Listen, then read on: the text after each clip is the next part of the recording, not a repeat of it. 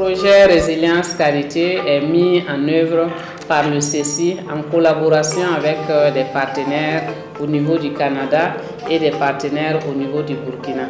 Donc au niveau du Canada, nous avons le consortium Uranos et la société GK Environnement. Et au Burkina, nous avons l'Agence nationale de la météorologie, l'ANAM, nous avons le CAS, la Fondation Naturama. Et tous ces partenaires travaillent au niveau terrain avec deux organisations communautaires qui sont la Fédération Nounouna à Léo et le réseau des producteurs de beurre de karité qui est basé à Bobo-Dioulasso.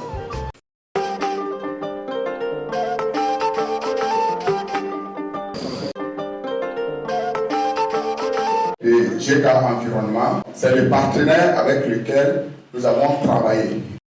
Donc, il faut dire que dans un premier temps, c'est ce partenaire qui a beaucoup travaillé dans le développement des pyrolyseurs qui produisent le biochar. Et ils nous ont transféré à travers une formation le premier prototype qu'ils ont développé au Cameroun à l'équipe du CAS. Et c'est comme ça que nous avons poursuivi le reste des travaux à travers des recherches actions en collaboration toujours avec eux pour améliorer l'équipement et produire d'autres types d'équipements.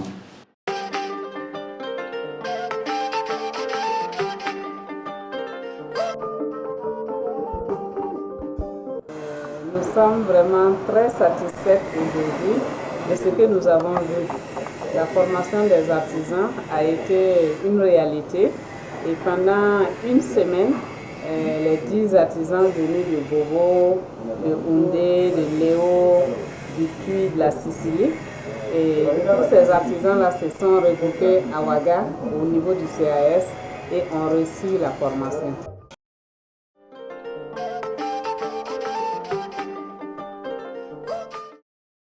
La technologie dont il est question, c'est le four à pyrolyse ou pyrolyseur. Bon, on peut dire qu'il est composé de deux éléments essentiels, c'est-à-dire le four en tant que tel et le réacteur. Voilà. Le réacteur, c'est une sorte de marmite qui, on n'aura plus besoin de bois ou autre chose, autre combustible pour chauffer le réacteur. C'est-à-dire que c'est ce gaz-là qui sera utilisé pour chauffer le réacteur, d'où le nom d'autocombustion.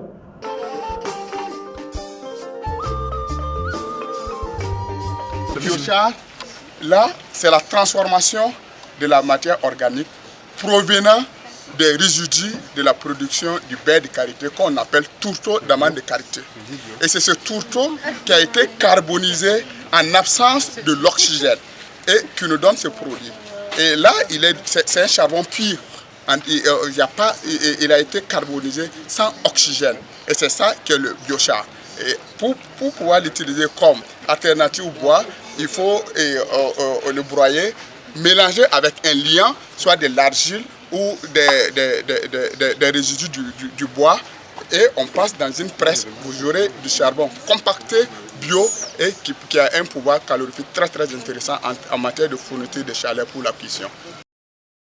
Ici nous avons une machine qui a été adaptée au compactage du biochar. C'est un rotor presse. Il est muni d'un moteur réducteur actuellement qui a une capacité de consommation d'énergie de 0,75 kW. Muni donc aussi d'une tige qui termine par un vis sans fin. L'objectif étant de pousser, de compacter la matière première et de faire sortir des briquettes condensées. Bon, attention, mais il y a flé. Na era yi muso aya flé.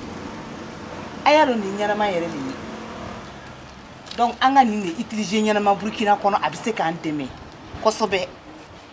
Anya bara sisi ti bora aburu bijiga duguma ati mogo jeni ati foi. Le biochar à travers le projet PCCI est en fait une bonne alternative sur plusieurs plans, puisque d'abord, lorsque nous prenons sur le plan environnemental, c'est en fait une alternative à l'utilisation du bois, ce qui nous permet en fait de préserver notre environnement à travers la préservation du bois et de l'arbre. Donc il y a aussi cette initiative nous permet aussi d'assainir en fait notre environnement immédiat de production du beurre de karité, puisque lorsque nous prenons au niveau de la production du beurre de karité, nous produisons beaucoup de résidus. Troisièmement aussi, en fait, c'est une belle initiative puisque à long terme, ça va nous permettre en fait d'avoir des sources de revenus alternatives pour les femmes qui sont déjà dans la production du beurre de karité. Donc, après le projet, tous les savoir-faire que nous avons pu transmettre, ils pourront continuer avec ces actions-là pour que les bénéficiaires puissent s'approprier davantage des résultats et les acquis du projet.